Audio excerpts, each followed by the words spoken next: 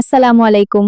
আজকে আমরা জানব সেলাই মেশিনের ৬টি সাধারণ সমস্যা এবং সেগুলোর সহজ সমাধান। প্রথম সমস্যা হলো সুতা ছিঁড়ে যাওয়া। সাধারণত ভুল টেনশন, খারাপ মানের সুতা বা অয়েল না দেওয়ার কারণে এমন হয়। সঠিক টেনশন সেট করুন এবং ভালো মানের সুতা ব্যবহার করুন। দ্বিতীয় সমস্যা হলো সেলাই লুপ হওয়া। যদি নিচে বা উপরে সুতা জটলা করে তাহলে সুতার পথ ও টেনশন পরীক্ষা করুন। তৃতীয় সমস্যা সেলাই বাদ পড়া বা ঠিকমতো না হওয়া। এর জন্য সঠিক সুই এবং কাপড় অনুযায়ী সুতা ব্যবহার করা জরুরি।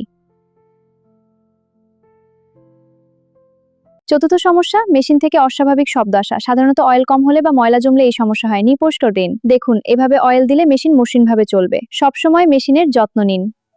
পঞ্চম সমস্যা কাপড় কুঁচকে যাওয়া। সঠিক টেনশন এবং সঠিক সুই ব্যবহার করলে এই সমস্যা দূর হবে। আশা করি আজকের টিপসগুলো আপনাদের কাজে লাগবে। আরও সেলাই টিপস পেতে বিডি সেলাঘর পেজটি ফলো করুন। ধন্যবাদ।